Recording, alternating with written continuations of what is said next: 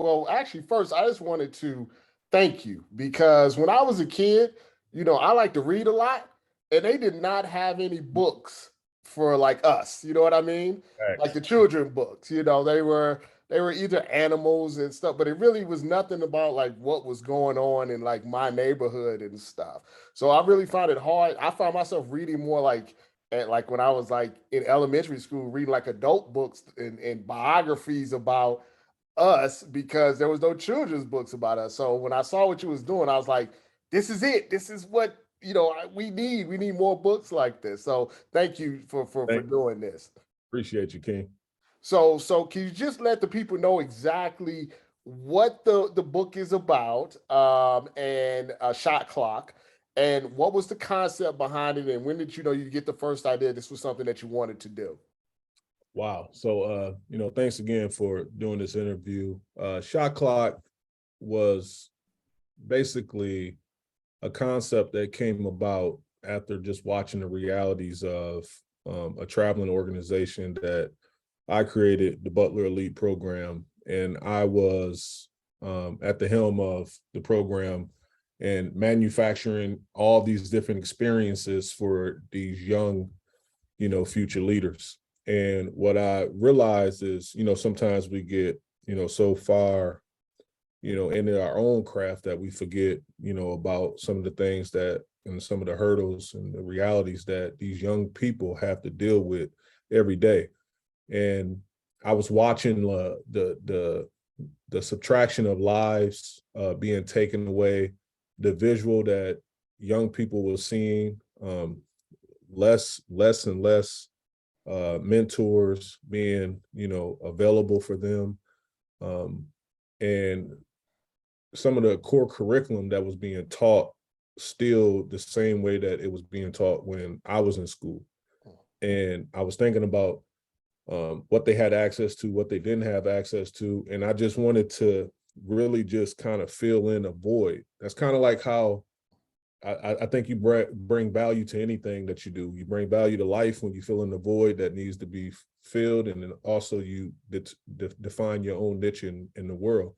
And that's what happened with this process of creating this story, this book, these characters, and Shot Clock.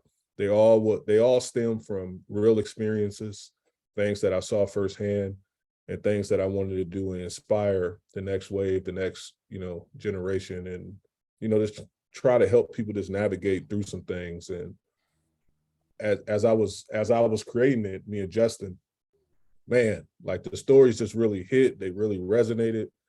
And I know anyone that pick up this book, and this is not a selling pitch or anything, but just anyone from whatever walk of life you're from, pick up this book, you're going to be better from it.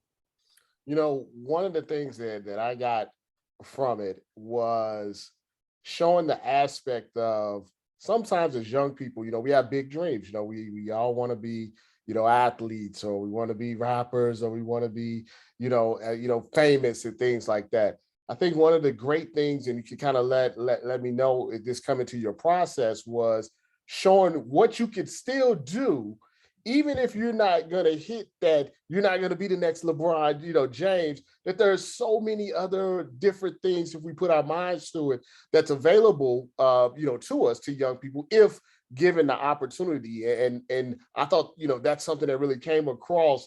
Was that something that you wanted to put out there, that like, hey, at first I'm like, oh, man, it's a book about basketball. And AAU, I was like, oh, it's a little deeper, than that, to show people like there's multiple different ways you can go in this world and make a difference. Yeah, 100%. And I think that basketball was just the draw in. It was like they get the interest because everybody's just excited about the game of basketball. And I know with my following, that's a carrot that can draw people in. But the larger component is like the impact and developing the hope, the belief, going through the trauma, the losses, and then figuring out how to navigate through a space through the love of a sport and finding your real life passion. Like when you think about the percentages of people that can make it professionally in any sport, is really slim to none. But it's so many different things that you can experience through the sport that you can kind of pivot and align in the game of life that can like really just, excel you to pretty much doing anything. There's no ceilings. And I think that some of the things that these individuals learned just by being connected to the program, around the team, they really became the new ancestors, the future leaders. And I think it was something that a community rallied around. So that's why I was so proud about it, because it's not what people would think. The second you hear shot clock, you think basketball, you think that's exactly what it is. It's about them playing a game of basketball and the clock and the time is running out. But it's a clock on all of us. Mm. We're here for, a speck of time, and how you spend that time and how you maximize that time is very important. And we touch on all those things too. So it's powerful, man. It really is. It's extremely powerful. Yeah, how important, and I know I kind of talked about this. I grew up, on books, on being a reader. And, I fast forward, I thought, as I got older, things would get better in our society in regards to how our history is told. But then you see they're trying to kind of pull back on that. They don't want, certain books in the schools or to know about certain history. How important is it to have Black creators, like yourself and others in all areas to still be able to put out like this information, so people that look like you and me, and even people that don't look like us who want to know what it's like, so they can have a better understanding? How is it important for creators that do have a voice to come out with, if it's books or documentaries or podcasts or whatever it is, to make sure that our young people of all cultures and all races have a really good understanding of what it's like, in this country? Well, I think we're a melting pot of all different things.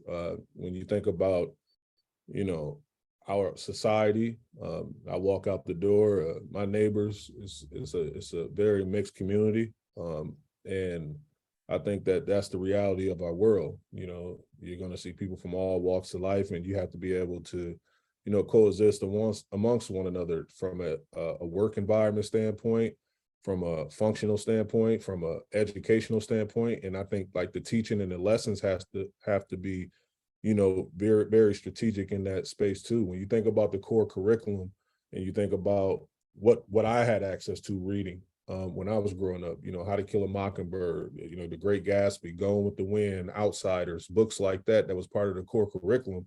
It was pretty cool for those times, but it was also dated, great stories that I couldn't connect to. I didn't know, some of the things that was going on in that. And I just kind of, start wondering with my brain because I wasn't really paying attention. But I try to create something, and I'm glad Scholastic Sports picked it up, because with the ELA, to be part of, the Scholastic book clubs among schools across the world, where people can just actually, you know what, I got my hands on this. This is different.